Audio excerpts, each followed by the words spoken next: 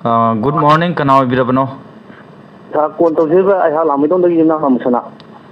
Yumnam Amusana Taram Noxeri. I have a mother that Sarmadi, guess on the election or the Yunam Lubatan, we go on from there. Kurumjeri, Karamba, Pau Pukat Pigani, Hibio. I think I type of the Yobikiba, more than the effective was Ishing Popa Gari, Cookie Prajatina. Pukre, I will come your weekiba. Luxury will come the Asuk could be anti-national bar.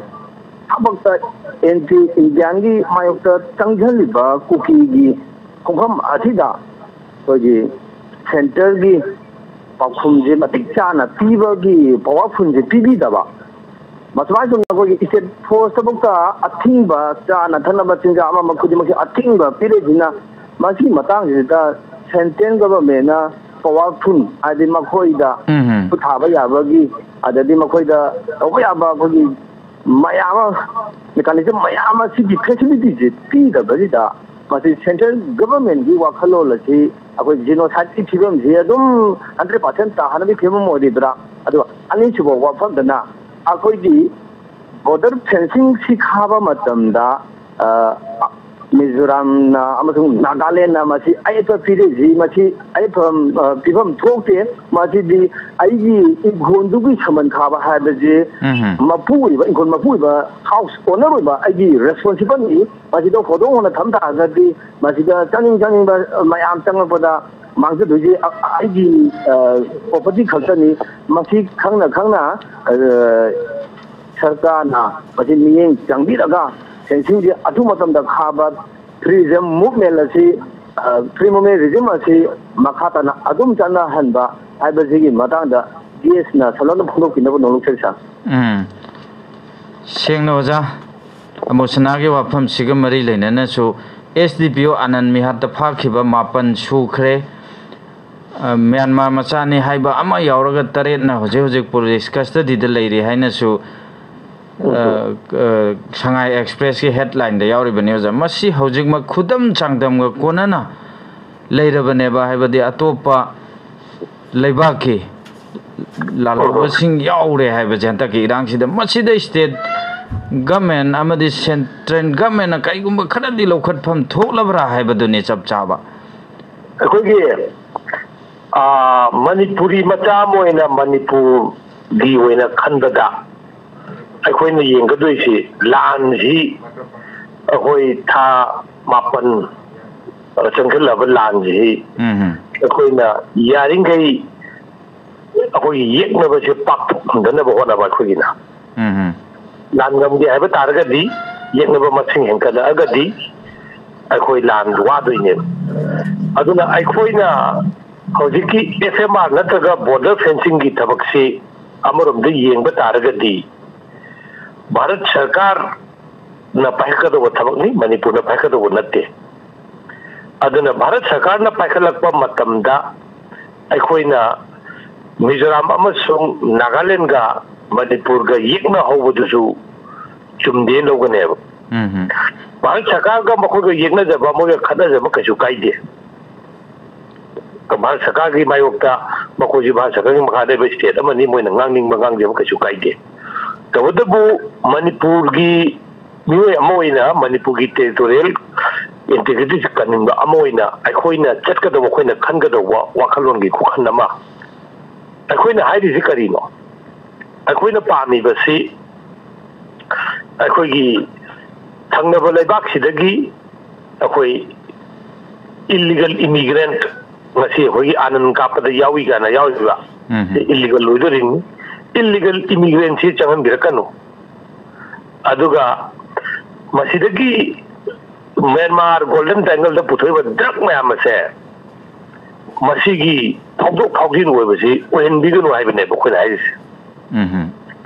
madu ohendana bo honabada bharat sarkar na pan khagera FMR loksokera maki थमगदोरिबा मधुगी cross border smuggling थिंगनबा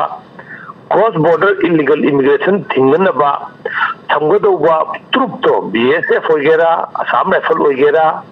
Gorkha regiment ꯑꯣꯏꯒꯦꯔꯥ ꯑꯦꯅꯤ ꯇ꯭ꯔꯨꯞꯇꯨꯒꯤ ꯃꯇꯦꯡ ꯄꯥꯡꯅꯕ ꯄꯥꯏꯈꯠꯆꯕ ꯊꯧꯔꯥꯡꯒꯤ ꯃꯅꯨꯡ ꯆꯟꯗꯣꯔꯤꯕꯅꯦꯕ FMR ꯂꯧꯊꯣꯛꯄꯕꯨ ꯑꯣꯏꯔꯣ fencing ꯇꯧꯕꯕꯨ ꯑꯣꯏꯔꯣ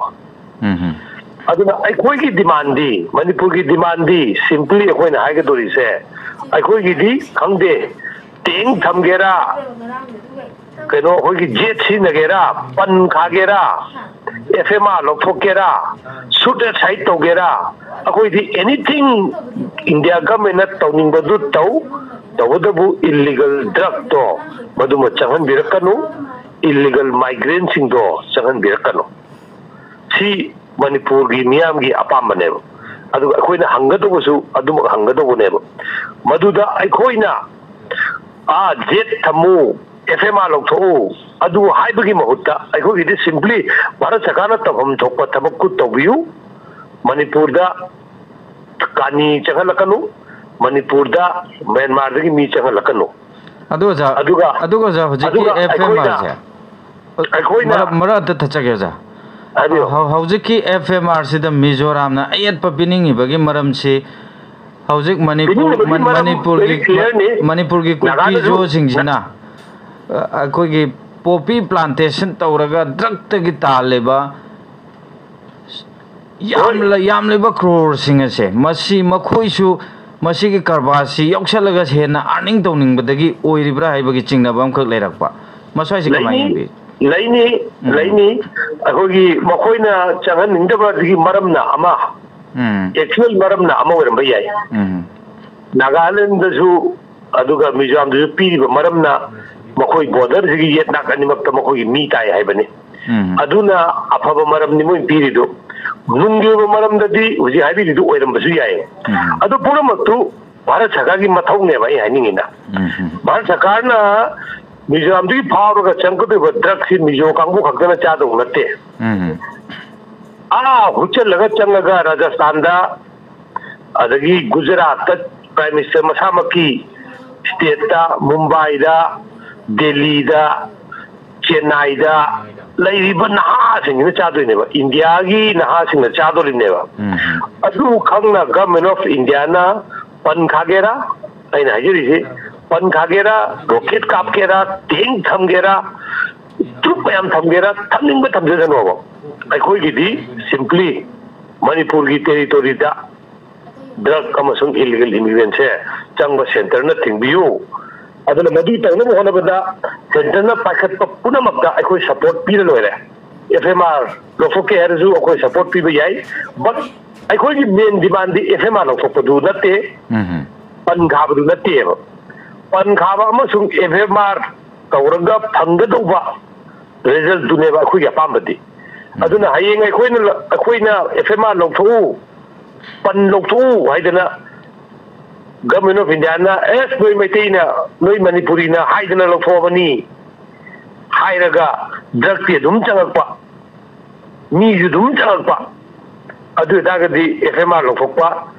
aduga fencing do kana bole yudene aikoi gi government of India straight yaragadi noina pakaning ba thok pakalo aikoi FMR zu loktho ju ka ju kaide aikoi gi wenadi adagi pan khar ju ka ju kaide aikoi gi illegal immigrant changan birakanu aduga narcotic drug mayam je changan birakanu haibadane aduna aikoina Manipur kannana ba chathari ba lana sida aikoina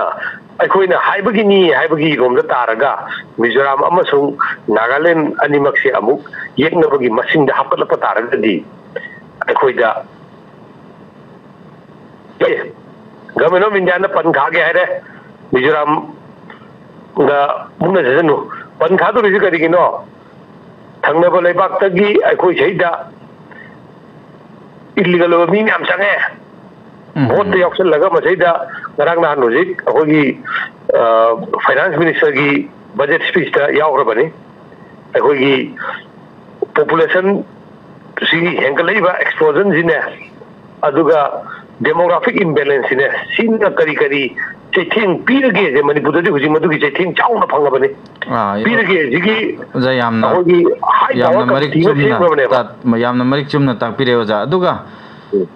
ꯑꯩꯈꯣꯏꯒꯤ ꯍꯧꯖꯤꯛ ꯊꯣꯛꯏꯕ ꯏꯔꯥꯡꯁꯤꯒ ꯃꯔꯤ ꯂꯩꯅꯅ ꯁꯦꯟꯇꯔꯒꯤ ꯂꯨꯆꯤꯡꯕꯁꯤꯡ ꯎꯅꯔꯨꯅꯕ CM ꯃꯅꯤꯄꯨꯔꯒꯤ honourable chief minister ꯉꯔꯥꯡ ꯗꯦꯜꯂꯤꯒꯤꯗꯃꯛꯇ ꯏꯝꯐꯥꯜ ꯊꯥꯗꯣꯛꯈ꯭ꯔꯦ ꯑꯣꯖꯥ ꯍꯟꯗꯛꯀꯤ ꯆꯤꯐ ꯃꯤꯅꯤꯁꯇꯔꯒꯤ ꯈꯣꯡꯆꯠꯁꯤꯗ ꯀꯔꯤ ꯑꯁꯥ ꯇꯧꯕ ꯌꯥꯏ ꯑꯣꯖꯥꯒꯤ ꯋꯥꯈꯜꯂꯣꯟꯗ ꯑꯩꯈꯣꯏ ꯆꯤꯐ ꯃꯤꯅꯤꯁꯇꯔꯒ ꯌꯨꯅꯤꯌꯟ ꯍꯣꯝ ꯃꯤꯅꯤꯁꯇꯔꯒ ꯃꯔꯛꯇꯁꯨ ꯀꯧꯗ꯭ꯔꯤꯉꯩꯗꯁꯨ ꯑꯗꯨꯝ ꯐꯥꯎꯅꯔꯝꯒꯅꯤ ꯐꯥꯎꯅꯗꯅꯗꯤ ꯂꯩꯔꯝꯃꯣꯏꯅ ꯊꯥꯖꯩ ꯐꯥꯎꯅꯔꯝꯒꯅꯤ ꯁꯣꯏꯗꯅꯃꯛ ꯑꯗꯨ ꯃꯌꯥꯝꯗꯨ ꯐꯥꯎꯅꯅ ꯑꯣꯏꯕ ꯌꯥꯕ ꯑꯣꯏꯔꯛꯀꯅꯦꯅ ꯈꯟꯕ ꯄꯣꯠ ꯐꯣꯟ ꯇꯥꯔꯛꯇꯕ ꯑꯗꯨ ꯃꯤꯁꯤ ꯃꯤꯅ ꯍꯦꯟꯒꯠꯂꯛꯄ ꯑꯗꯨꯒ ꯂꯦꯞꯄ ꯂꯩꯇꯅ ꯑꯩꯈꯣꯏ ꯇꯝꯄꯥꯛꯇꯁꯨ ꯅꯍꯥꯁꯤꯡ ꯑꯁꯤꯗ ꯈꯣꯏꯁꯥꯎꯅꯗꯅ ꯍꯧꯖꯤꯛꯇꯤ ꯑꯩꯈꯣꯏꯒꯤ ꯈꯨꯠꯂꯥꯏ ꯄꯥꯏꯈꯠꯅꯤꯡꯕ ꯃꯤ ꯌꯥꯝꯁꯤꯜꯂꯛꯄ ꯈꯨꯠꯂꯥꯏ ꯄꯥꯏꯈꯠꯄꯁꯨ ꯌꯥꯝꯈꯠꯂꯛꯄ ꯑꯗꯨꯅ ꯁꯤ ꯃꯌꯥꯝ ꯑꯁꯤ ꯁꯣꯏꯗꯅꯃꯛ ꯀꯩꯅꯣꯁꯨ ꯑꯩꯈꯣই ꯌꯨꯅꯤꯌꯟ ꯍꯣꯝ ꯃꯤꯅꯤꯁꯇꯔꯁꯨ ꯃꯁꯤ ꯅꯨꯡꯅꯥꯡꯂꯝꯒꯅꯤꯅ ꯈꯜꯂꯤ ꯃꯃꯥꯡꯗ ꯚꯥꯔꯠꯀꯤ ꯑꯣꯏꯅ ꯄꯨꯂꯞ ꯌꯦꯡꯕꯗ ꯃꯅꯤꯄꯨꯔꯗ ꯀꯣꯟꯁꯦꯟꯇ꯭ꯔꯦꯠ ꯇꯧꯕ ꯌꯥꯗ꯭ꯔꯒꯁꯨ ꯚꯣꯠ ꯅꯛꯁꯜꯂꯛꯑꯕꯅꯤꯅ ꯁꯣꯏꯗꯅꯃꯛ ꯑꯩꯈꯣꯏꯒꯤ ꯃꯅꯤꯄꯨꯔꯗ ꯊꯣꯛꯏꯕ ꯊꯧꯗꯣꯛꯁꯤꯅ ꯃꯔꯝ ꯑꯣꯏꯔꯒ ꯃꯅꯤꯄꯨꯔ ꯈꯛꯀꯤ ꯚꯣꯠ ꯅꯠꯇꯕꯗ ꯃꯅꯤꯄꯨꯔꯗ ꯊꯣꯛꯏꯕ ꯃꯅꯤꯄꯨꯔꯗ ꯀꯟꯇ꯭ꯔꯣꯜ ꯇꯧꯕ ꯉꯝꯗꯕ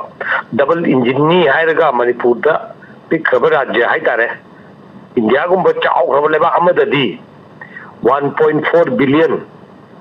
ꯀꯔꯣꯔ 190ꯒꯤ ꯃꯅꯨꯡꯗ ꯑꯩꯈꯣꯏ ꯀꯔꯣꯔ 190ꯒꯤ ꯃꯅꯨꯡꯗ ꯂꯥꯛ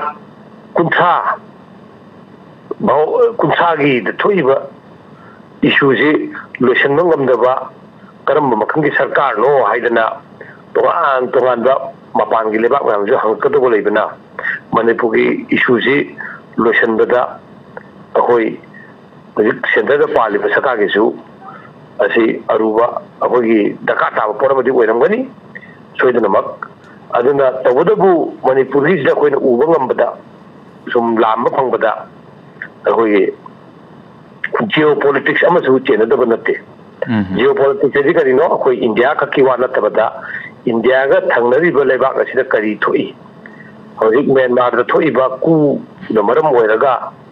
ꯃ꯭ꯌꯥꯟꯃꯥꯔꯒꯤ ꯆꯤꯡꯗ ꯇꯥꯔꯤꯕ ꯀꯩꯅꯣꯁꯤꯡꯒ ꯃꯤꯌꯥꯝꯁꯤꯡꯒ ꯇꯝꯄꯥꯛꯇ ꯂꯩꯔꯤꯕ ꯑꯩꯈꯣꯏꯒꯤ ꯃꯤꯂꯤꯇꯔꯤ ꯖꯟꯇꯥꯅ ꯀꯟꯇ꯭ꯔꯣꯜ ꯇꯧꯕ ꯃꯤꯂꯤꯇꯔꯤ ꯖꯟꯇꯥꯒꯤ ꯃꯈꯥꯗ ꯂꯩꯕ ꯀꯥꯡꯕꯨꯁꯤꯡꯒ ꯃꯤꯂꯤꯇꯔꯤ ꯖꯟꯇꯥꯒ ꯍꯥꯏꯇꯥꯔꯦ ꯁꯤꯚꯤꯂꯤꯌꯟꯗꯤ ꯌꯥꯎꯗ꯭ꯔꯦ ꯃꯗꯨꯗꯒꯤ ꯆꯦꯟꯊꯣꯔꯛꯄ ꯁꯤꯚꯤꯂꯤꯌꯟ ꯃꯌꯥꯝꯒ ꯑꯩꯈꯣꯏꯒꯤ NUGꯅ ꯇꯧꯅꯔꯤꯕ ꯑꯁꯤꯗ ꯆꯥꯏꯅꯥꯅ ꯂꯧꯔꯤꯕ ꯔꯣꯜ ꯁꯤ ꯃꯌꯥꯝꯁꯤ ꯚꯥꯔꯠ ꯁꯔꯀꯥꯔꯁꯨ ꯃꯁꯤ ꯁꯣꯏꯗꯅꯃꯛ ꯈꯜꯂꯝꯒꯅꯤ ꯑꯗꯨꯅ ꯍꯧꯖꯤꯛ ꯌꯦꯡꯒꯗꯧꯔꯤꯕꯁꯤ ꯚꯥꯔꯠ ꯁꯔꯀꯥꯔꯅ ꯃꯅꯤꯄꯨꯔꯒꯤ ꯏꯔꯥꯡꯁꯤ ꯂꯣꯏꯁꯤꯟꯕꯁꯤ ꯀꯔꯤ ꯇꯟꯖꯥ ꯑꯃ ꯌꯦꯡꯉꯝꯒꯗꯒꯦ ꯖꯤꯑꯣ ꯄꯣꯂꯤꯇꯤꯛꯁꯇ ꯀꯔꯝꯕ ꯃꯈꯜꯒꯤ ꯇꯔꯅꯤꯡ ꯄꯣꯏꯟ ꯑꯃ ꯂꯥꯛꯑꯦ ꯑꯗꯨꯒ ꯚꯥꯔꯠ ꯃꯁꯥꯒꯤ ꯑꯣꯏꯅ ꯏꯂꯦꯛꯇꯣꯔꯦꯜ ꯄꯣꯂꯤꯇꯤꯛꯁꯇ ꯀꯔꯤ ꯃꯁꯤꯅ ꯏꯝꯄꯦꯛ ꯄꯤꯔꯕ ꯌꯥꯏ ꯍꯥꯏꯔꯤꯕ ꯋꯥꯈꯜꯂꯣꯟ ꯑꯅꯤꯁꯤ ꯃꯥꯡꯗ ꯊꯝꯃꯀꯥꯟꯗ ꯃꯅꯤꯄꯨꯔꯒꯤ ꯏꯁꯨꯁꯤ ꯊꯝꯒꯗꯧꯔꯤꯕꯅꯤ ꯀꯔꯤꯒꯨꯝꯕ ꯑꯅꯤꯁꯤꯗꯒꯤ ꯃꯅꯤꯄꯨꯔꯒꯤ ꯏꯁꯨꯁꯤ ꯌꯥꯝꯅ ꯊꯨꯅ ꯂꯣꯏꯁꯤꯟꯕ ꯗꯔꯀꯥꯔ ꯇꯥꯗꯦꯅ ꯈꯜꯂꯒꯗꯤ ꯑꯗꯨꯝ ꯆꯤꯡꯗꯅ ꯂꯩꯗꯣꯏꯅꯤ ꯑꯗꯨꯅꯅꯤ ꯃꯁꯤꯃꯛꯀꯤ ꯈꯨꯗꯝ ꯍꯥꯏꯕ ꯑꯣꯖꯥ ꯍꯟꯗꯛꯀꯤ ꯄꯥꯔꯂꯤꯌꯥꯃꯦꯟ ꯃꯤꯐꯝꯗꯐꯥꯎ ꯚꯥꯔꯠꯀꯤ ꯄ꯭ꯔꯦꯁꯤꯗꯦꯟꯒꯤ ꯁ꯭ꯄꯤꯆꯇ ꯑꯩꯈꯣꯏꯒꯤ ꯍꯥꯏꯔꯤꯕ ꯃ꯭ꯌꯥꯟꯃꯥꯔꯒꯤ ꯋꯥꯊꯣꯛꯁꯤꯒꯤ ꯃꯇꯥꯡꯗꯗꯤ ꯐꯖꯅ ꯐꯣꯡꯗꯣꯛꯑꯒ ꯍꯧꯖꯤꯛ ꯕꯔꯅꯤꯡ ꯏꯁꯨ ꯑꯣꯏꯔꯤꯕ ꯃꯅꯤꯄꯨꯔꯒꯤ ꯀꯣꯟꯐ꯭ꯂꯤꯛꯁꯤꯒꯤ ꯃꯇꯥꯡꯗꯗꯤ ꯀꯔꯤꯝꯇ ꯍꯥꯏꯈꯤꯗꯕ ꯀꯥꯁꯤ ꯃꯗꯨꯋꯥꯏꯗꯨꯗ ꯑꯗꯨꯝ ꯃꯗꯨꯅ ꯇꯥꯛꯏꯅꯤ ꯍꯥꯏꯗꯤ ꯃ꯭ꯌꯥꯟꯃꯥꯔꯒꯤꯁꯤꯅ ꯍꯦꯟꯅ ꯀꯟꯁꯔꯅꯤꯡ ꯑꯣꯏ ꯃꯅꯤꯄꯨꯔꯗꯒꯤ ꯃꯅꯤꯄꯨꯔꯗ ꯊꯣꯛꯏꯁꯤꯒ ꯃ꯭ꯌꯥꯟꯃꯥꯔꯒ ꯌꯥꯝꯅ ꯃꯔꯤ ꯂꯩꯅꯕꯅ ꯃꯔꯝ ꯑꯣꯏꯔꯒ ꯃ꯭ꯌꯥꯟꯃꯥꯔꯗ ꯊꯣꯛꯏꯕ ꯄꯣꯠꯁꯤ ꯑꯁꯤꯒꯤ ꯀꯩꯅꯣꯁꯤ ꯌꯦꯡꯗꯅ ꯃꯅꯤꯄꯨꯔꯒꯤꯗ ꯄꯉꯥꯡ ꯉꯥꯡꯕ ꯌꯥꯗꯕꯒꯤ ꯃꯑꯣꯡ ꯑꯃꯈꯛ ꯎꯠꯊꯣꯛꯇꯅ ꯑꯗꯨꯝ ꯂꯥꯛꯏ ꯃꯁꯤ ꯑꯗꯨꯝ ꯚꯥꯔꯠ ꯁꯔꯀꯥꯔꯅ ꯄꯥꯏꯈꯠꯂꯛꯄ ꯊꯕꯛ ꯊꯧꯔꯝ ꯉꯥꯡꯊꯣꯔꯛꯄ ꯄ꯭ꯔꯦꯁꯤꯗꯦꯟꯗꯒꯤ ꯍꯧꯔꯒ ꯑꯗꯨꯒ ꯑꯩꯈꯣꯏꯒꯤ ꯄꯥꯔꯂꯤꯌꯥꯃꯦꯟꯇ ꯀꯔꯤ ꯈꯟꯅꯔꯤꯒꯦ ꯁꯤ ꯌꯦꯡꯕꯗ ꯑꯗꯨꯝ ꯏꯔꯥꯏ ꯂꯥꯏꯅ ꯎꯕ ꯉꯥꯛꯇꯅꯦꯕ ꯑꯗꯨꯅ ꯊꯥꯒꯠꯆꯔꯤ ꯑꯣꯖꯥ ꯃꯊꯪꯒꯤ ꯀꯣꯜ ꯑꯃꯇꯪ ꯀꯨꯏꯔꯦ ꯂꯥꯏꯟꯗ ꯂꯩꯕ ꯑꯃꯨꯛꯇꯪ ꯂꯥꯏꯟ ꯄꯤꯖꯒꯦ hello good morning sir good morning ꯀꯅꯥ ꯑꯣꯏꯕꯤꯔꯕꯅꯣ ꯃꯤꯡ ꯂꯩꯐꯝ ꯍꯥꯏꯕꯤꯌꯨ ꯐꯣꯟ ꯇꯧꯖꯩ ꯑꯩꯍꯥꯛ ꯁꯤꯋꯥꯅ ꯄꯥꯎꯗꯒꯤ BM ꯇꯣꯝꯕꯅꯤ ꯁꯥꯔ BM ꯇꯣꯝꯕ ꯍꯥꯏꯕꯤꯌꯨ ꯀꯔꯤ ꯄꯥꯎ ꯄꯨꯈꯠꯄꯤꯒꯅꯤ ngasi paudi oyedre sar adugo aina aijani di marge akoi ki kanglada amnibo mi pamdo 15 days fogi manungda akoi ki tabak ton thorok tragati masi purakadra aibagi thajaba amaga matungina akoi ki asawa sang indoi ngomdoi ba phamnai ba kya ga pullaga ima sai phamden ne khalliba kangla makta wari sana tibodo adu ngasi bodadi makoigi India Home Minister na harakhiba moi mari mangaduna Manipur ek yauragadi Irang hekta loibugumna tawba aduga hangiba matamdana akoi khannaribra khannadabra madumakta akoina chatuba natra maina khangjadresa loibire ko aduga akoigi karino khangbi ningi jaibiyo khangbi ningi se karino point do haibiyo ay lakseningi di madugi waidu sana bidraba yalla akoigi Manipur da misina ti adumak khagadra ha ge henglapagi adum not karak pa hai tare sigitang ai ges tagi tana dani pani phone thambiro radio da gitamina si oja bm tombagi wafam si kangla da Manipur ge honorable MLA amadi MP jing phawa yauna wasak lomina khiba mifam adu da thamkhiba demand sing adu numit 10 mangani gi manung da thabak to onthorak pa haibani adu hairiba resolution aduga mari lenaram go do sumale hantak ngarangi honorable chief minister gi Delhi khongchat cheja kari haibini nge sai akogi nan kangla da to gi bodu tarai lawra moi center su adugi mangoi lena makoi interlocutor yauna mi ahum dhara inni SIB gi and thara idu madugi lawra mani lawra matungda akoi chief minister orang gitu chief minister gi site gi suta khalam badum larangani appointment ge demak aduga New Delhi su aini ma haiga ba sector ani khatu da live election amasung geopolitics ani marakta Manipur gi problem si karmai thamji gi abdu Delhi su adum khalam mo hani ga leke aduna madugi ani du da maram moiraga hoji tenoda Delhi da pasang gi ba je adum madugi agenda du chauna dum yauro hani leite agenda mak phongna haibana tumni yawi makti haibang lamoy yaudrega di chatpari jo artha thokti haidare aduna soidana mak yauro ngani aduga chatabani na soidana mak madugi issue je ju chief minister na pukatkani na lowi karigino da maki wena di mamang da tadan lei bani mak masa mak sign to boda number 1 da lei bani yanagi report me amadu adu karigumba maduda hojiki numitugi da sign donagi beda haibase numitang anagi manungda pangtho haibase numitang ani mongda loinmaki positive result phangbi wanate akoi sun pokre karigumba madugi mayamna taliba wafam dugi maikei romda sarkar na thabak tawba khara uba taragadi madu positive ne na logani habgi wafam mu leiribanina soidana mak maduda yauriba element maduda yauriba agreement yauriba port kharada center na khongthang kapai thang sigi hebadu khana na ba chief minister ko soina oigani madu yaudragadi akoi Manipur se makhata na amuke na changlakani hebase akoi chief minister su khangani home minister su khangani aduna agenda da yaudaba leiraga su chief minister na soidana mak pukakani aduga agenda da yaurmo hebadudi haining de soidana mak yaurngani na thamjage yam noi jare ja thagat chari isam samna honorable chief minister gi Delhi khongchat honorable chief minister na halakpa matamda nungaiba pau kharadi ta ba yai haibagi thajabadu thaminasi lona noja mathangi phone call amtang lokhatchage hello good morning sir good morning ming lepham haibiyo ai mayang infani sa ko pangotani saram de case ko hamam te kai phun usari sa taram noksari marup chauba ipau gamari lenana kari khangbining ba haibiyo sar lakte haibiyo ko gil lamin sojin bagi hainabi liapri thamjing singbu maune olip thondna pros amsu imsindra masi di photo ga sauna hapa bani na masi di maitai kya gi akoi gi singlaba ꯑꯗꯨꯝꯕ ꯂꯥꯏꯒꯤ ꯈꯨꯕꯝ ꯑꯃꯗ ꯊꯝꯖꯤꯟꯁꯤꯡ ꯍꯥꯏꯕꯁꯤ ꯏꯄꯥ ꯏꯄꯨꯒꯤ ꯍꯥꯛꯇꯛꯇꯒꯤ ꯂꯩꯔꯕ ꯃꯁꯤꯒꯨꯝꯕꯁꯦ ꯃꯁꯤ ꯇꯥꯁꯣꯟꯅ ꯊꯤꯟꯕ ꯅꯠꯇꯅ ꯈ꯭ꯋꯥꯏꯗꯒꯤ ꯍꯦꯟꯅ ꯁꯥꯎꯅꯤꯡꯕ ꯃꯩꯇꯩꯁꯤꯡꯒꯤ ꯐꯣꯇꯣꯁꯤ ꯎꯔꯨꯕꯗ ꯑꯗꯣ ꯁꯔꯀꯥꯔꯁꯤꯅꯗꯤ ꯂꯥꯏꯐꯝ ꯂꯦꯟꯈꯩꯁꯤ ꯄ꯭ꯔꯤꯖꯥꯕ ꯇꯧꯗꯨꯅ ꯊꯝꯒꯗꯕꯅꯤ ꯑꯀꯟꯕ ꯈꯣꯡꯊꯥꯡ ꯑꯃ ꯂꯧꯈꯠꯀꯅꯤ ꯍꯥꯏꯗꯅ ꯊꯝꯃꯒ ꯁꯨꯃꯥꯏꯅ ꯇꯧꯔꯛꯄꯁꯤꯗ ꯃꯁꯤ ꯃꯟꯇ꯭ꯔꯤ MLA ꯈꯩꯁꯤ ꯃꯁꯤꯅ ꯀꯔꯤ ꯋꯥꯈꯜꯂꯣꯟꯗ ꯍꯧꯖꯤꯛꯐꯥꯎ ꯂꯩꯔꯤꯕꯖꯥꯠꯅꯣ ꯃꯁꯥꯒꯤ ꯃꯇꯥꯡꯁꯤꯗ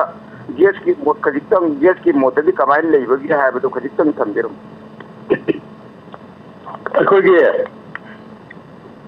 ꯑꯩꯈꯣꯏꯒꯤ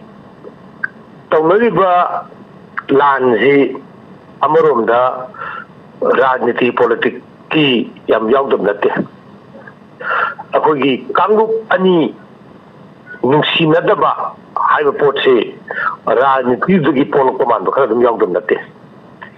ꯑꯗꯨꯒ ꯍꯣꯏ ꯂꯩꯃꯤꯟꯅꯕꯒꯤ ꯁꯥꯡꯅ ꯂꯩꯃꯤꯟꯅꯕꯒꯤ ꯑꯃꯒ ꯑꯃꯒ ꯁꯥꯎꯅꯕ ꯑꯗꯨꯝ ꯂꯩꯇꯕꯗꯤ ꯅꯠꯇꯦ ꯑꯗꯨꯕꯨ ꯍꯧꯖꯤꯛ ꯃꯈꯥ ꯇꯥꯔꯛꯄꯗ ꯆꯠꯊꯔꯤꯕ ꯂꯥꯟ ꯑꯁꯤꯗ ꯏꯟ ꯖꯦꯅꯔꯦꯜ ꯑꯣꯏꯅ ꯑꯩꯈꯣꯏꯒꯤ ꯄꯣꯂꯤꯇꯤꯀꯦꯜꯂꯤ ꯑꯩꯈꯣꯏꯒꯤ ꯑꯄꯥꯝꯕ ꯃꯌꯥꯝ ꯑꯗꯨ ꯑꯩꯈꯣꯏ ꯃꯥꯡꯗ ꯊꯥꯡꯇꯣꯛꯑꯒ ꯊꯝꯕ ꯅꯦꯒꯣꯁꯤꯌꯦꯠ ꯇꯧꯕ ꯀꯔꯤꯝ ꯀꯥꯏꯗꯦ ꯕꯠ ꯀꯝꯃꯨꯅꯦꯜ ꯑꯣꯏꯕ ꯙꯔꯃꯗ ꯌꯨꯝꯐꯝ ꯑꯣꯏꯕ सिगुम्बा तौरोइदबा थबक मयाम असिदी अखोई कंडेमनेबलनी सोमन साइडना तौबो ओइरो मोय योमदि तौबो ओइरो अना हौजिकसी अखोई लमन खुनबगी टाइपता धर्मगी ओइबा पोता एक साइना प्सरपजिना रिलीजन लोमदा चिंकलपजि चुमदेना आई थंजनिंगी अन यारिंगै साइड अनीदगी अखोई धर्म चिंतनदनबा अखोई अहानबदा मसी पोची धर्म की पोट ओइना क्रिश्चियन की चर्च मई थारे हैदना संतोकना पृथ्वी की क्रिश्चियन म्याम से अखोई कुकी सिंग से मतेंग पांगोम द चलंबदु इफेक्टिवली मधु चुमदे हैबसी अखोई फिल्म रोहन होई मयाम चंगदना सुमाई तौदना अखोइना कैनोइना मसी पोची लाली हैदना मसीदी चुमनगी पॉलिटिकल ओइबा मखोई की सेपरेट एडमिनिस्ट्रेशन नमा डिमांड तालपा तबदबु सेपरेट एडमिनिस्ट्रेशन दुगी मनुंगदुदा इलीगल इमिग्रेंट अमसुंग ड्रग ट्रेड सिगी पोट अनी जे कोई काउंटर फै सिगी अनी हिदंग अखोई की टारगेट से चुमना थंबम चंगी धर्म रोमदा हाइदोहनदबम चंगी धर्म रोमदा हाइदोको मतमददी मसे पोट से अखोई यामना फजदबा पोट खर लेगनी खले अदना मखोइना तौरपा अखोई एक्सपोज होबा ताबनी प्रजा मियाम दा हाइबा ताबनी सिनी मखोइन तौरइबा इसेना अदुगा अखोई साइडगिना यारिंगे अखोई तौदबा चुम्बा कैनोदा हयेंग लोसेलकांदा अखोई हाइबी वानी इंडिया की प्रजा मियाम मालेंगी प्रजा मियाम कॉन्फ्लिक्ट असिदा इंटरेस्ट लेबा कांगु याम येंगी अदुगा इंटरेस्ट सिदा अफमोंगी इंटरेस्ट नतबा कांगुना अखोइना तौदीबा मयाम जी सेलेक्टिवली खल्लगा मसी सिंगरगा मैतेना नत्रगा हिंदूना क्रिश्चियन दा नैबीरे हैबा अदगी हिंदू गा क्रिश्चियन गा खनरे हैबा सिगुंबा नैरेटिव ता पुसन्नबा होनबा मयाम जु लैरी अन सिगी मरखिदा अखोइना यारि मखै धर्म रोमदा मसिगी पोट से तादनबा simply law and order issue ने मणिपुर की वैना मणिपुर सरकार पाखल लेबसे लॉ एंड ऑर्डर गनी कनागुंबा धर्म अमतद नत्ते तबदबु लॉ एंड ऑर्डर थुगाइबा कांगबुदु धर्म अम चली हैबगी वाखलोंदा धर्म रोमदा एक हाइदोके तबा मसिमा हाइदोहनदबा चुमी अखोई गी सिंपल अखोई निजंग तबजे नार्को ट्रेड तौरिबा नार्को ट्रेड से तौना होनबदा नार्को टेररिज्म चथरिबा कांगबु अदुगी मथक्ता इलीगल ओइना लेबाक्सिदा चंगागा होजिकी ट्रेड तुदा मपुंग चाउना पाइखदिबा अखोई समाज मांगनबा याबा मोंगदा डेमोग्राफिक इम्बैलेंस पोरकना पॉलिटिकल इंस्टेबिलिटी पोरकपा याबा सिगी असेंबा अखोई फैक्टर अनी खक्से मसिदा अखोइना यामना मचिन तुमना चंखेलकांदा अखोइना लाना सिंग ngamgadobani na thamjage yam noijere ja phagatchari aduga ja ngarang ayuk pung 12 rom taba dwaida akoigi Muhammad Nurdin ko chahi kunthra mapan muk suraba mitai pangal ama mahak masagi diai tata da more gi kondong lairem bidlai ba IRV posta thakna bai sing tharuraga more rom da halakpa matam da kuki khulai pai ba tara manga rom na phajil lure oja ari ba pawa sina tai maro in state force da mateng pang pi ba makhai si kuki na yengna bane na lore hai ba si khudam phang le oja adu state force hai ba si da di kuki ju yauri naga ju yauri mitai ju yauri pangal ju yauri oja mas kuki singi wakalon sina sibau yauraba sidai sida hojik manipur da khundari ba mitai pangal sing amadi lairiba furup khudik mak si kuki natana pulap punjin bagi matam ama yaurabra aduga lan gi damak da thaurang to basi matam si thengmal labra sini oja masai si oja kamai yang bini akhogi lan to bu matam da lalong achumba lalong akhogi UN Geneva convention da clear cut thamgre maitai gi oina su akhogi China role adana akhogi isagi oiba yam advance oiba akhogi court ama dum lairabane China role laidana aduna lan ji sometime akhoi yamna achumba lan oiba taraga su lan khutau sida soiba taraga di akhoi maleng bi miyamna yingkhin lakani aduna sigumba thabak sida maleng bi miyangna akhoi gi site gi di masi expose to bada kar tai maleng bi miyam da khangun bada kar tai kari gino hebada essential item isingumba akhoi gi ahojik human rights commission na budi paikha da yengi unaba kan da dum hairi masi sabotage to buni haidana thauthi thadara ko gi pot heavy fuel da gi sigumba waterways da sigumba essential items sinda masi blockade to ba khot pasi attack ngam makhan je masi crime against humanity haidana lalong da yamna phajada ba crime against humanity haidana aduna war crime gaina hojik international court of justice ta Israel ga Gaza ga tawna basi da su international court of justice yawnari basine ado ja hantaki kuki gi manipur thugai na bagi lan sida akoi atatai oina maitai khaktang na makhoi ga thengnari masidai da irei pakhi maru oina maitai khaktang na maitai furup khaktang na ngai hajari ba atai lehori ba furup singa sidi kaya yaw sin da ba manipur je makhoi gi saruk yaudra makhoi gi di Himalay pak ne haina khanba ngamdrabra natraga kari leibagi no ojai mi yeng da kamai yeng adu mina divide to giba hai hidana tagri bani hai tare amaronda karigumba hujik chathari ba lalong ji manipur sarkar na paikhatpa activities khara khaki oiba targadi bai khata taroi da bani to bu haurak pada ST tribal tali haidigi rom da tawraga lan gi manungi actual port na manipur sarkar na takthorokpa encroacher mayam takthorokpa aduga manipur sarkar na ahogi nangi waron drug torokpa si mayam jigi mayokta war je tawo targadi community khudimak ki mayokta lairakani haibaduna ST gi photo khankalaga torokpagi mami ma chawna tayeba aduna ni aikogi atop jati mayam ji aikoina tawri ji aikoina makoina chakhiba rally duna sakhi ni ai tare maduna aikoi ji atopa aikogi ST gi issue ji da kara yanin da kangbu singsu masigi lana ji da yakshan nantaba karigumba lana si purely war on drug ki sarukama oirama ba purely forest area dagi enclosure ta thupagi sarkar na paikhat chabo oirama ba adu boja war on drugs na maram oiraga hojik manipur si kai dore manipur ngak ta ba yarak ta ba gi phibam ma la e adudi manipur da khunda minari ba phurup singa si makhoi gi di malai mamalai pang natrabra makhoi su manipur thugai ga dauri ba myam sing sigi mayok ta makhoi gi leibam thoktabra sinyoja lanji adom da chatkidreba lanji adom da maram di adudi oidorimni hujik masi la edana ja masi gi maram chi hujik ti sing mai achum cheng le edana nong manong magi ado hujik phawda tai sina masida ꯃꯥꯏ ꯑꯣꯟꯁꯤꯜꯂꯛꯇꯕꯒꯤ ꯃꯔꯝꯁꯦ ꯑꯣꯖꯥ ꯃꯤꯠꯌꯦꯡꯗ ꯈꯪꯖꯅꯤꯡꯕ ꯋꯥꯅꯤ ꯍꯧꯖꯤꯛꯇꯤ ꯃꯌꯦꯛ ꯌꯥꯝ ꯁꯦꯡꯉꯛꯑꯦꯕ ꯍꯥꯏꯔꯤꯕꯁꯦ ꯃꯌꯦꯛꯇꯨ ꯑꯩꯈꯣꯏꯅ ꯁꯦꯡꯉꯦ ꯍꯥꯏꯕꯒꯤ ꯋꯥꯅꯤ ꯑꯩꯈꯣꯏꯅ ꯑꯁꯦꯡꯕ ꯃꯌꯦꯛꯁꯤ ꯇꯣꯉꯥꯟ ꯇꯣꯉꯥꯟꯕ ꯐꯨꯔꯨꯞꯁꯤꯡꯁꯤꯗ ꯌꯧꯍꯟꯕ ꯉꯝꯗ꯭ꯔꯤ ꯃꯗꯨꯅꯅꯤ ꯌꯥꯎꯁꯤꯜꯂꯛꯇ꯭ꯔꯤꯕꯁꯤ ꯑꯃꯔꯣꯝꯗ ꯍꯧꯖꯤꯛꯀꯤ ꯂꯥꯟ ꯑꯗꯨ ꯍꯧꯈꯤꯕ ꯃꯇꯝꯗ ꯑꯩꯈꯣꯏꯒꯤ ꯃꯩꯇꯩꯅ ꯇ꯭ꯔꯥꯏꯕꯦꯜ ꯃꯈꯣꯏꯒꯤ ꯃꯊꯧꯗꯤ ꯅꯠꯇꯦ ꯇꯧꯕꯇꯕꯨ ꯌꯥꯅꯤꯡꯗꯕ ꯍꯥꯏꯕꯁꯤ ꯌꯥꯅꯤꯡꯗꯕꯅꯤ ꯃꯩꯇꯩꯅ ꯇ꯭ꯔꯥꯏꯕꯦꯜ ꯑꯣꯏꯖꯒꯦ ꯇ꯭ꯔꯥꯏꯕꯦꯜ ꯁ꯭ꯇꯦꯇꯁ ꯇꯥꯜꯂꯤ ꯍꯥꯏꯕꯗꯨ ꯁꯦꯟꯇꯔꯗ ꯇꯥꯟꯖꯕꯅꯤ ꯀꯨꯀꯤꯗ ꯇꯥꯟꯕ ꯅꯠꯇꯦ ꯅꯥꯒꯥꯗ ꯇꯥꯟꯕ ꯅꯠꯇꯦ ꯑꯗꯨꯕꯨ ꯃꯈꯣꯏꯅ ꯃꯗꯨ ꯏꯁꯨ ꯑꯣꯏꯗꯅ ꯃꯗꯨꯗ ꯏꯁꯨ ꯑꯣꯏꯍꯟꯈꯤꯕꯗꯣ ꯃꯗꯨꯗꯅꯦꯕ ꯑꯩꯈꯣꯏꯒꯤ ꯂꯥꯏꯕꯛ ꯊꯤꯕ ꯑꯃ ꯂꯩꯔꯤꯕꯁꯦ ꯑꯗꯨꯒ ꯃꯈꯣꯏꯅ ꯌꯦꯠꯐꯝꯁꯨ ꯊꯣꯛꯇꯦ ꯃꯈꯣꯏꯅ ꯌꯦꯠꯀꯦ ꯍꯥꯏꯕ ꯇꯥꯔꯒꯁꯨ ꯄ꯭ꯔꯣꯄꯔ ꯄ꯭ꯔꯣꯁꯤꯗꯤꯌꯣꯔꯗ ꯃꯤꯅꯤꯁꯇ꯭ꯔꯤ ꯑꯣꯐ ꯇ꯭ꯔꯥꯏꯕꯦꯜꯒꯤ ꯈꯨꯠꯊꯥꯡꯗ ꯌꯦꯠꯀꯗꯧꯕꯗꯨ ꯔꯦꯂꯤ ꯑꯃ ꯆꯥꯎꯅ ꯇꯧꯗꯅ ꯑꯗꯣꯝꯗ ꯑꯣꯏꯅ ꯃꯅꯨꯡꯗ ꯐꯨꯝꯃꯤꯕꯅ ꯀꯔꯤ ꯑꯩꯈꯣꯏꯒꯤ ꯗ꯭ꯔꯒ ꯊꯥꯕꯒꯤ ꯃꯥꯌꯣꯛꯇ ꯆꯠꯊꯔꯤꯕ ꯂꯥꯟ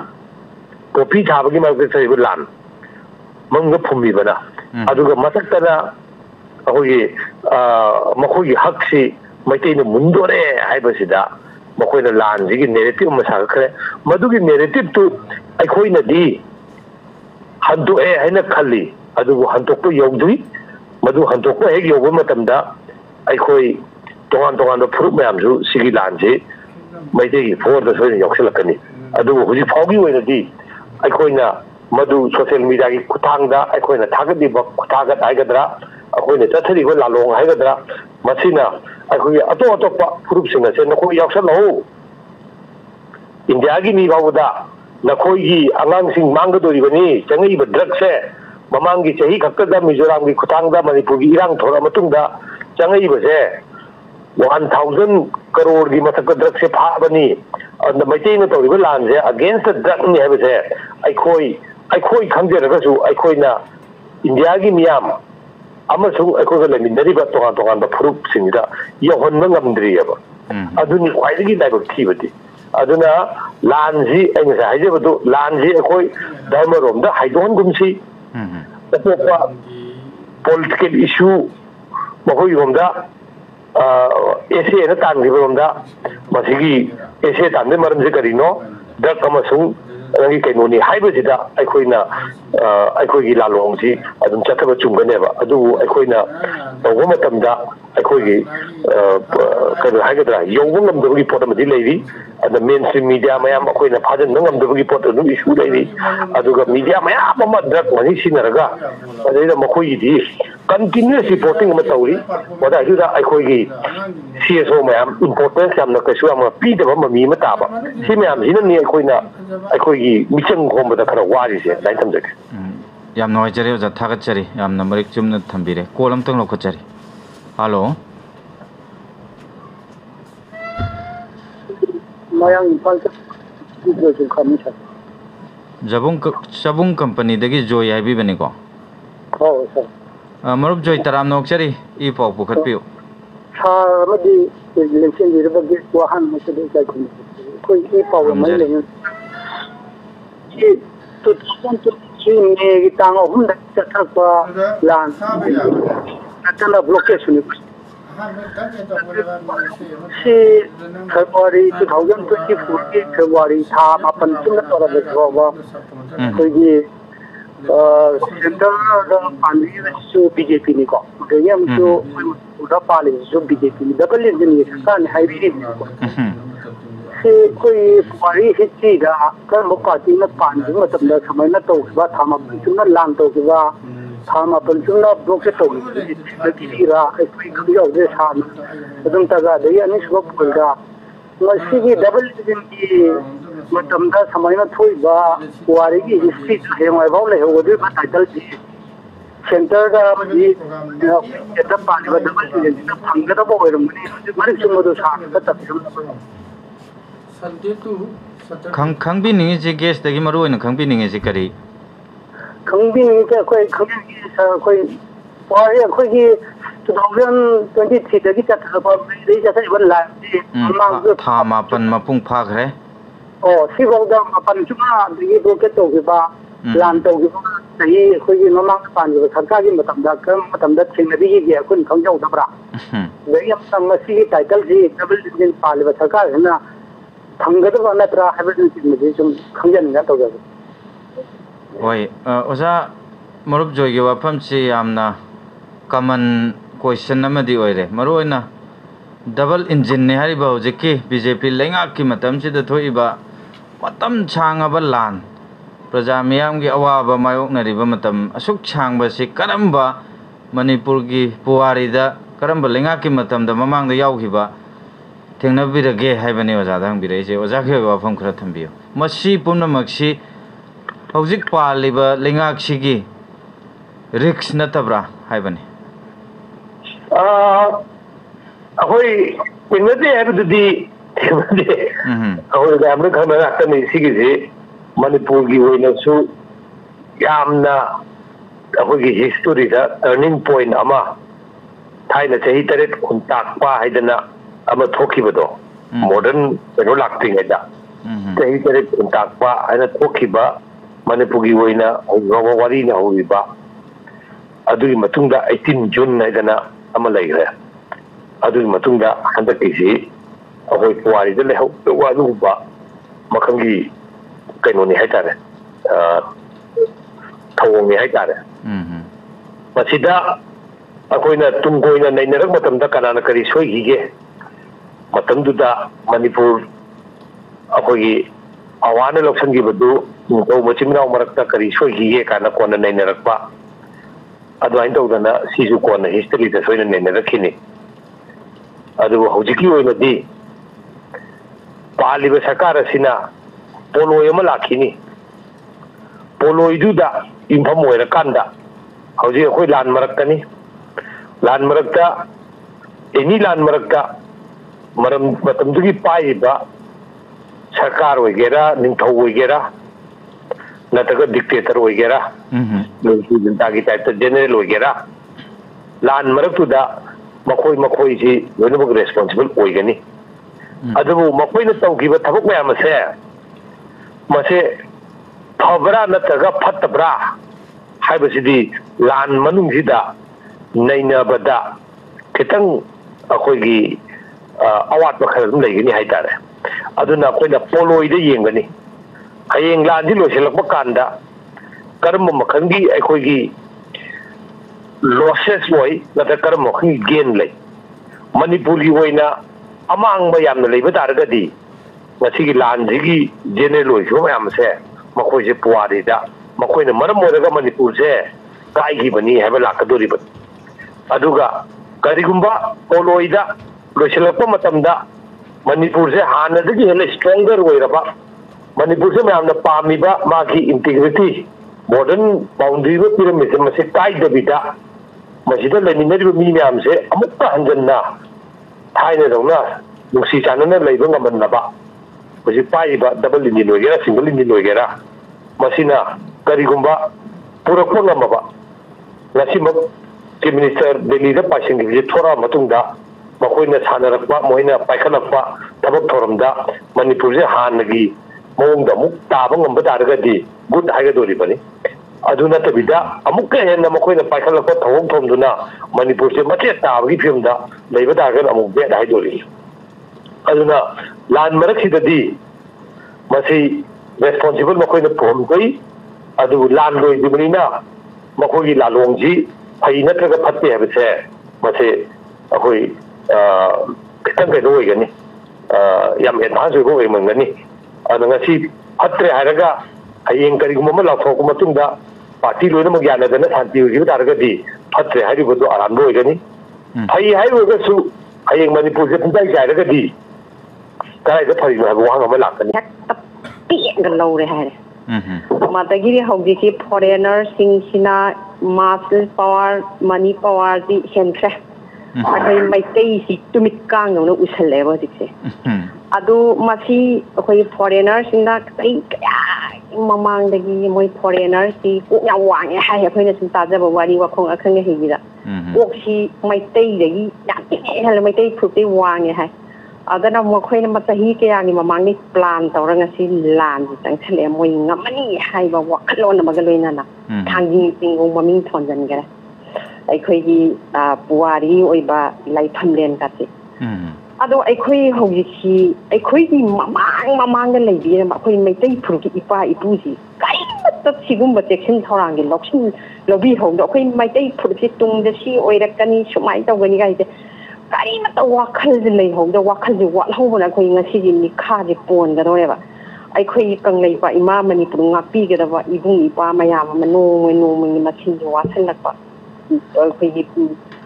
ꯄꯨꯟꯁꯤ ꯄꯤꯈꯝꯅꯈꯤꯕ ꯑꯩꯈꯣꯏ ꯆꯥꯛ ꯆꯥꯕ ꯌꯥꯖꯗꯦ ꯃꯤꯠꯇꯒꯤ ꯄꯤꯒꯁꯦ ꯇꯥꯖꯩ ꯃꯈꯣꯏꯒꯤ ꯋꯥꯔꯤꯒꯁꯦ ꯇꯥꯖꯕꯗ ꯑꯗꯨꯅ ꯑꯩꯈꯣꯏ ꯍꯧꯖꯤꯛ ꯃꯩꯇꯩꯒꯤ ꯑꯩꯈꯣꯏꯒꯤ ꯆꯅꯨꯔꯥꯁꯤꯡꯒꯤ ꯌꯥꯎꯅ ꯃꯩꯇꯩ ꯐꯨꯔꯨꯞꯀꯤ ꯑꯩꯈꯣꯏꯒꯤ ꯃꯤꯌꯥꯝꯁꯤꯅꯀꯣ ꯃꯥꯂꯦꯝꯒꯤ ꯂꯩꯕꯥꯛꯁꯤꯗ ꯑꯩꯈꯣꯏ ꯃꯩꯇꯩ ꯐꯨꯔꯨꯞ ꯌꯦꯜꯍꯧꯃꯤꯁꯦ ꯂꯥꯟꯗꯥꯔꯦ ꯃꯨꯠꯈꯤꯒꯗꯧꯔꯦ ꯑꯩꯈꯣꯏꯒꯤ ꯑꯃꯨꯛꯇ ꯃꯇꯦꯡ ꯄꯥꯡꯕꯤꯌꯨ ꯀꯥꯏꯅ ꯃꯈꯣꯏꯁꯤꯗ ꯃꯤꯅꯨꯡꯁꯤ ꯕꯤꯈ꯭ꯌꯥ ꯅꯤꯕꯁꯦ ꯀꯔꯤꯝꯇ ꯀꯥꯟꯅꯔꯣꯏꯗ꯭ꯔꯥ ꯑꯗꯣ ꯃꯁꯥꯏꯁꯤꯗ ꯒꯦꯁꯇ ꯑꯩꯈꯣꯏ ꯃꯩꯇꯩ ꯐꯨꯔꯨꯞꯁꯤꯡꯗ ꯌꯥꯝ ꯐꯖꯅ ꯄꯥꯎꯖꯦꯜ ꯊꯝꯕꯤꯔꯝꯃꯣ ꯊꯃꯣꯏ ꯌꯥꯝ ꯁꯣꯛꯆꯔꯦ ꯑꯣꯖꯥ ꯑꯅꯨꯔꯥꯙꯥꯒꯤꯁꯦ ꯌꯥꯝꯅ ꯐꯖꯕ ꯋꯥꯐꯝꯅꯤ ꯑꯣꯅꯔꯦꯕꯜ ꯆꯤꯐ ꯃꯤꯅꯤꯁꯇꯔꯅ ꯃꯥ ꯐꯪꯁꯟ ꯃꯤꯌꯥꯝ ꯇꯤꯟꯕ ꯐꯪꯁꯟꯁꯤꯡꯗ ꯋꯥ ꯉꯥꯡꯕꯗꯁꯨ ꯌꯥꯝ ꯇꯣꯏꯅ ꯍꯥꯏ ꯍꯥꯟꯅꯒꯤ ꯂꯩꯉꯥꯛꯅ ꯁꯣꯏꯔꯝꯕꯅꯦꯅ ꯑꯗꯣ ꯇꯁꯦꯡꯅꯃꯛ ꯑꯩꯈꯣꯏ ꯃꯤꯇꯩꯁꯤ ꯇꯨꯝꯃꯨꯔꯦ ꯍꯟꯗꯛꯀꯤ ꯃꯇꯥꯡꯁꯤꯗ ꯀꯨꯀꯤꯅ ꯃꯤꯇꯩꯁꯤ ꯇꯨꯝꯂꯝꯕꯗꯒꯤ ꯍꯧꯗꯣꯛꯄꯅꯦꯅ ꯂꯧꯕ ꯌꯥꯕ꯭ꯔꯥ ꯑꯣꯖꯥ ꯑꯩꯈꯣꯏꯒꯤ ꯌꯥꯏ ꯏꯁꯨ ꯈꯨꯗꯤꯡꯃꯛꯁꯦ ꯃꯩꯇꯩ ꯈꯛꯀꯤ ꯋꯥ ꯅꯠꯇꯦ ꯑꯩꯈꯣꯏ ꯀꯩꯅꯣꯗꯁꯨꯅꯤ ꯏꯖꯔꯦꯜꯒ ꯍꯃꯥꯁꯀ ꯇꯧꯅꯔꯤꯕꯁꯤꯗꯅꯤ ꯑꯗꯨꯃꯥꯏꯅ ꯇꯧꯗꯅ ꯑꯩꯈꯣꯏꯒꯤ ꯐꯨꯔꯨꯞ ꯑꯅꯤ ꯑꯍꯨꯝ ꯂꯩꯃꯤꯟꯅꯕ ꯖꯒꯥꯁꯤꯗ ꯀꯟꯇꯦꯁꯁꯤ ꯑꯗꯨꯝ ꯇꯧꯅꯕꯁꯤ ꯑꯩꯈꯣꯏꯒꯤ ꯁ꯭ꯋꯥꯏꯗ ꯇꯧꯅꯔꯤꯁꯤ ꯌꯨꯅꯤꯛ ꯅꯠꯇꯦ ꯍꯥꯏꯇꯥꯔꯦ ꯃꯄꯥꯟ ꯂꯝꯗ ꯇꯣꯉꯥꯟ ꯇꯣꯉꯥꯟꯕ ꯖꯒꯥꯁꯤꯡꯗ ꯀ꯭ꯔꯣꯑꯦꯁꯤꯌꯥ ꯁꯔꯕꯁ ꯃꯌꯥꯝ ꯔꯁꯤꯌꯥꯒ ꯌꯨꯀ꯭ꯔꯥꯏꯟꯒ ꯇꯧꯅꯔꯤ ꯃꯌꯥꯝ ꯄꯨꯝꯅꯃꯛꯁꯤ ꯂꯣꯏꯅꯃꯛ ꯑꯁꯤ ꯐꯨꯔꯨꯞ ꯑꯅꯤꯒꯤ ꯃꯔꯛꯇ ꯂꯩꯕ ꯀꯟꯐ꯭ꯂꯤꯛ ꯑꯗꯨꯒ ꯂꯩꯕꯥꯛꯀꯤ ꯑꯣꯏꯕ ꯀꯟꯐ꯭ꯂꯤꯛ ꯁꯤꯒꯨꯝꯕ ꯃꯌꯥꯝ ꯑꯗꯨꯝ ꯂꯩꯗꯣꯔꯤꯕꯅꯤ ꯃꯁꯤꯗ ꯃꯤꯆꯪ ꯈꯣꯝꯗꯕ ꯑꯃ ꯆꯪꯗꯣꯔꯤꯕꯅꯤ ꯑꯩꯈꯣꯏ ꯅꯤꯡꯁꯤꯡꯒꯗꯣꯏꯁꯤ ꯑꯩꯈꯣꯏ ꯃꯩꯇꯩ ꯍꯥꯏꯅ ꯍꯥꯏꯕ ꯃꯇꯝꯗ ꯑꯩꯈꯣꯏꯒꯤ ꯃꯤ ꯂꯩꯔꯤꯕꯁꯤ ꯃꯥꯂꯦꯝꯗ ꯂꯥꯛ 50 ꯀꯨꯟꯐꯥꯎ ꯍꯥꯏꯔꯁꯤ ꯑꯩꯈꯣꯏꯒꯤ ꯇꯣꯉꯥꯟ ꯇꯣꯉꯥꯟꯕ ꯑꯗꯨꯏꯕ ꯃꯌꯥꯝꯁꯦ ꯍꯥꯏꯔꯒ ꯁꯤ ꯒ꯭ꯂꯣꯕꯀꯤ ꯄ꯭ꯔꯤꯊꯤꯕꯤꯒꯤ ꯑꯩꯈꯣꯏꯒꯤ ꯀꯩꯅꯣꯁꯤ ꯌꯦꯡꯕ ꯃꯇꯝꯗ 7 ꯕꯤꯂꯤꯌꯟꯅꯤ ꯏꯟꯗꯤꯌꯥꯒꯤ 1.4 ꯕꯤꯂꯤꯌꯟꯅꯤ ꯏꯟꯗꯤꯌꯥꯒꯤ 1.4 ꯕꯤꯂꯤꯌꯟ ꯃꯥꯂꯦꯝꯒꯤ 7 ꯕꯤꯂꯤꯌꯟ सिगी मनुंगा अखोई जस्ट 15-20 लाख याम पिकअप फुरुप अदुना फुरुप अमम अखोइना अखोई मरक अपिक फुरुप सिंग तराव आइमोल मैम लेनी सी मैम सी फुरुप मैम सी अखोइना माग अमना अमबु सपोर्ट तौरगा हिंगिनरकांदा अखोई जगह अमदि चौखत ओइदोरिबने अदुबु समटाइम अखोगी फुरुप खरना मखोगी मसिंग हेंकटहलगा मपानदगी इलीगली चंगलपबुना खंगदे नत्रगा अखोगी मचा पोको मतमदा अदुम खरा हेन पोकपनि खंगदे अदाइन तौरगा हेंकटलकांदा हानगी लेरंबा बैलेंस थुगाइरकांदा हे अखोगी इशू जे तुई हाइतारे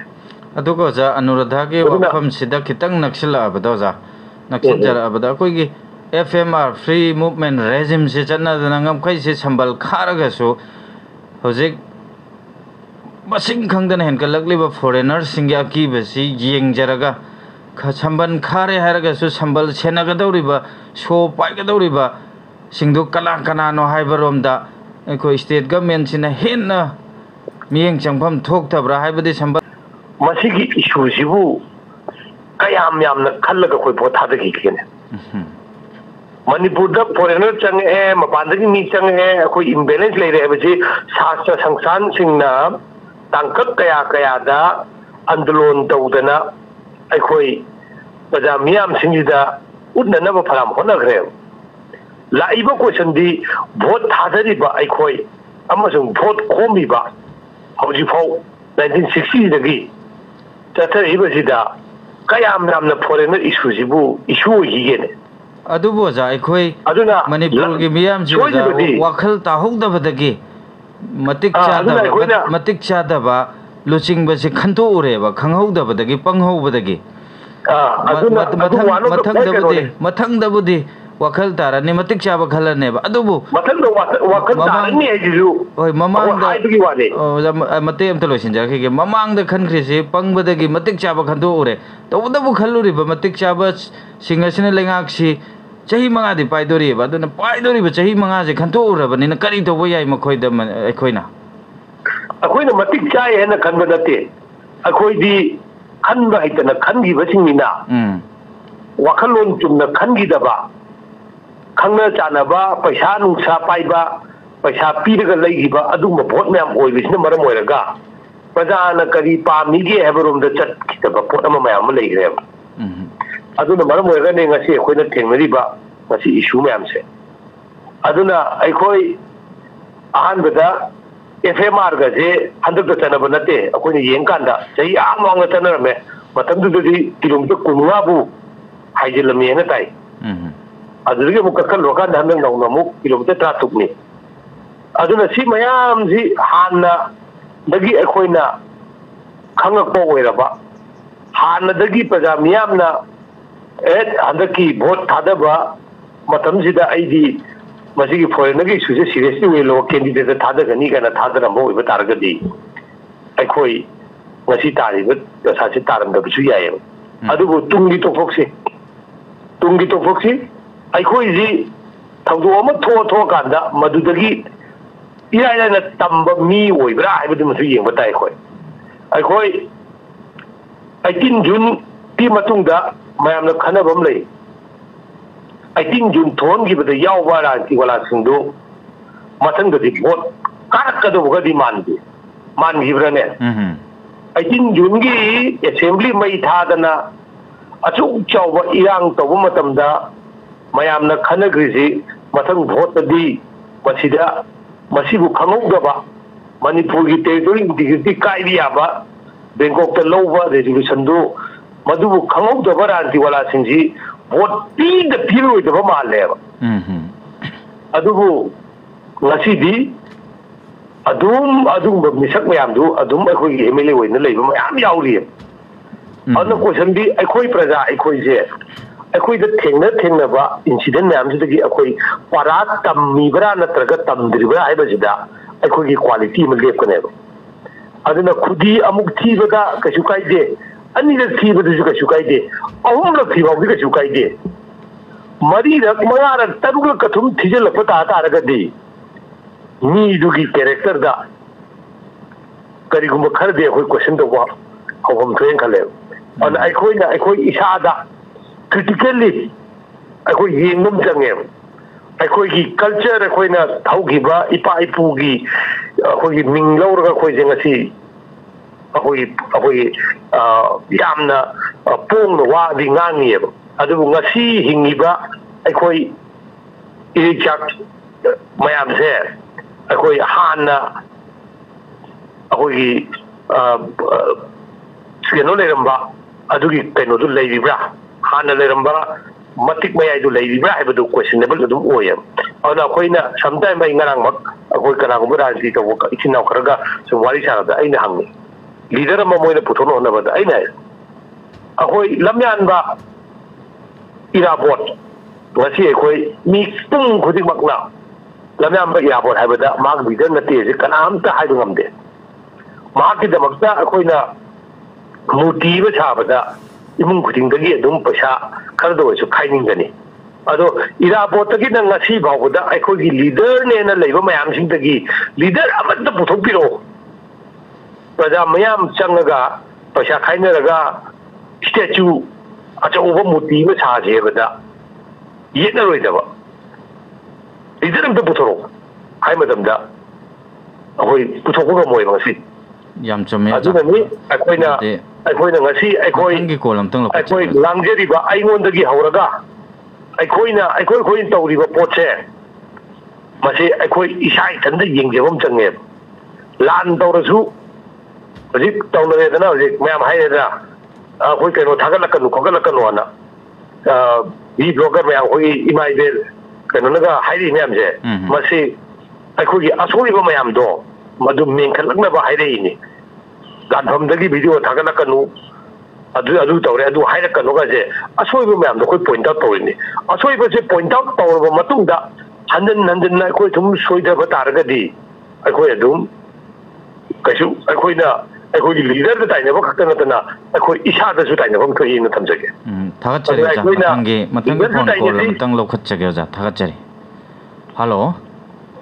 good morning sir good morning ꯑꯩꯔꯣꯝꯗꯒꯤ ꯇꯥꯃꯣꯅꯤ ꯁꯥꯔ ꯃꯔꯨꯞ ꯊꯝꯕꯧ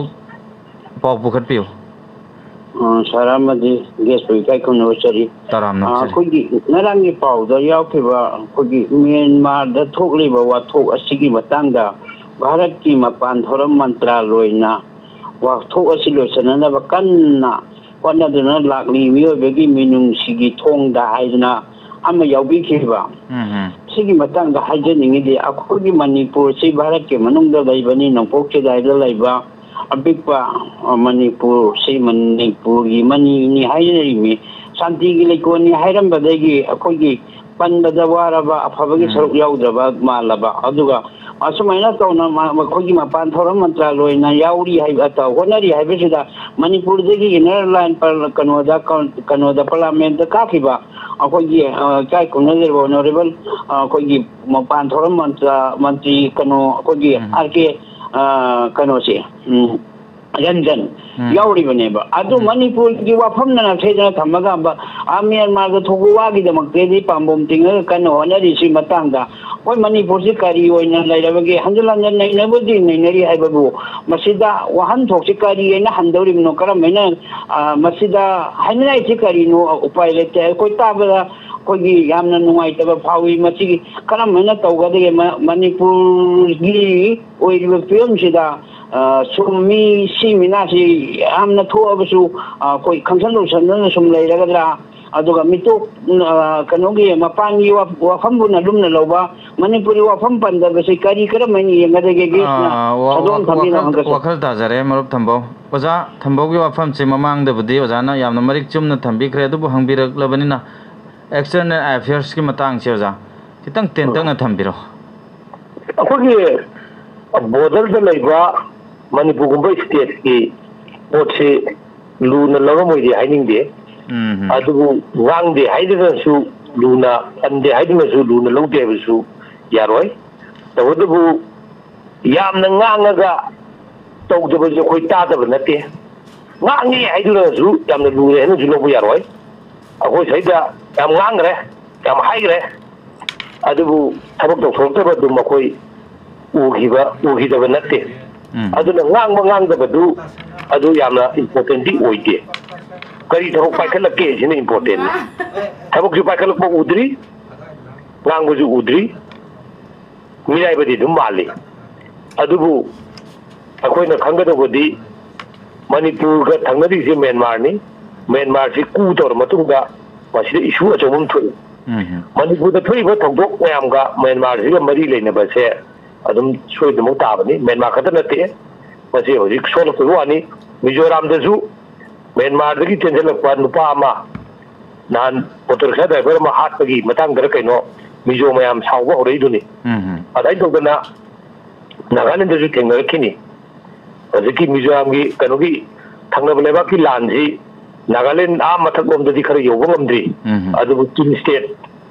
ꯁꯒꯥꯡ ꯁ꯭ꯇꯦꯠꯀꯤ ꯂꯣꯋꯔ ꯄꯥꯔꯠ ꯔꯥꯈꯥꯏꯟ ꯁꯣꯝꯗꯗꯤ ꯀꯟꯅ ꯇꯧꯅꯔꯤꯕꯅꯤꯅ ꯑꯁꯤꯒꯤ ꯏꯝꯄꯦꯛꯁꯤ ꯐꯪꯉꯦ ꯑꯗꯨꯅ ꯆꯩꯅꯥꯒꯤ ꯏꯟꯇꯔꯦꯁ ꯑꯃꯁꯨ ꯌꯥꯎꯔꯤꯕꯅꯤꯅ ꯏꯟꯗꯤꯌꯥꯅ ꯃꯁꯥꯏꯁꯤꯗ ꯃꯥꯒꯤ ꯅꯦꯕꯔꯍꯨꯗꯇ ꯊꯣꯛꯏꯕ ꯄꯣꯠꯁꯤꯒꯤ ꯃꯇꯥꯡꯗ ꯄꯟꯕ ꯀꯩꯁꯨ ꯀꯥꯏꯗꯦꯅ ꯊꯝꯖꯒꯦ ꯌꯥꯝ ꯅꯨꯡꯉꯥꯏꯖꯔꯦ ꯑꯣꯖꯥ ꯊꯥꯒꯠꯆꯔꯤ ꯑꯗꯨꯒ ꯃꯃꯥꯡꯗ ꯑꯣꯖꯥ ꯂꯥꯟ ꯃꯅꯨꯡꯗ ꯍꯥꯏꯖꯕ ꯇꯥꯔꯦ ꯁ꯭ꯇꯦꯠ ꯂꯩꯉꯥꯛ ꯑꯁꯤꯅ ꯃꯤꯌꯥꯝꯒꯤ ꯈꯟꯕ ꯁꯥꯔꯒ ꯑꯩꯈꯣꯏꯒꯤ MSRTCꯒꯤ ꯕꯁ ꯀꯥꯛꯁꯤ ꯅꯦꯁꯅꯦꯜ ꯍꯥꯏꯋꯦꯗ ꯏꯝꯐꯥꯜ ꯗꯤꯃꯥꯄꯨꯔ ꯂꯝꯕꯤꯗ ꯊꯥꯗꯅ ꯆꯠꯍꯟꯗꯅ ꯇꯧꯋꯦ ꯃꯤꯌꯥꯝꯒꯤꯅꯤ ꯈꯟꯖꯔꯤꯕꯅꯤ ꯀꯀꯥꯅ ꯑꯗꯨꯕꯨ ꯃꯤꯌꯥꯝꯅ ꯃꯗꯨꯒꯤ ꯁꯦꯀ꯭ꯌꯨꯔꯤꯇꯤ ꯃꯇꯤꯛ ꯆꯥꯗꯕꯗꯒꯤ ꯇꯣꯡꯅꯕ ꯀꯤꯗꯅ ꯄꯦꯁꯦꯟꯖꯔ ꯑꯝꯇ ꯊꯣꯛꯂꯛꯇꯕꯗꯒꯤ ꯍꯜꯂꯛꯄ ꯀꯌꯥꯔꯛ ꯍꯟꯅ ꯌꯥꯎꯈꯤ ꯑꯣꯖꯥ ꯃꯁꯤꯒ ꯆꯞ ꯃꯥꯟꯅꯅ ꯊꯣꯛꯀꯗ꯭ꯔꯥ ꯍꯥꯏꯕꯒꯤ ꯆꯤꯡꯅꯕ ꯂꯩꯖꯩ ꯍꯧꯖꯤꯛꯁꯤ ꯖꯤꯔꯤꯕꯥꯝ ꯈꯣꯡꯁꯥꯡ ꯇ꯭ꯔꯦꯟ ꯁꯥꯔꯚꯤꯁꯁꯦ ꯑꯃꯨꯛ ꯍꯧꯔꯦ ꯍꯥꯏꯕ ꯑꯃ ꯄꯦꯄꯔꯗ ꯊꯦꯡꯅꯖꯔꯦ ꯃꯁꯤ ꯍꯧꯔꯒꯁꯨ ꯍꯧꯖꯤꯛ ꯂꯩꯔꯤꯕ ꯀꯨꯀꯤꯁꯤꯡ ꯑꯁꯤꯒꯤ ꯑꯦꯇꯤꯆꯨꯠꯁꯤꯅ ꯇ꯭ꯔꯦꯟꯗꯐꯥꯎ ꯑꯀꯥꯏ ꯑꯇꯣꯏ ꯊꯣꯛꯍꯜꯂꯛꯄ ꯌꯥꯕ꯭ꯔꯥ ꯃꯤꯇꯩ ꯃꯆꯥ ꯌꯥꯎꯕ꯭ꯔꯥ ꯍꯥꯏꯕꯒꯤ ꯆꯦꯛ ꯇꯧꯔꯛꯄ ꯌꯥꯕꯒꯤ ꯁꯤꯡꯅꯅꯤꯡꯉꯥꯏ ꯑꯣꯏꯕ ꯋꯥꯐꯝ ꯀꯌꯥ ꯂꯩ ꯑꯣꯖꯥ ꯃꯁꯤꯗ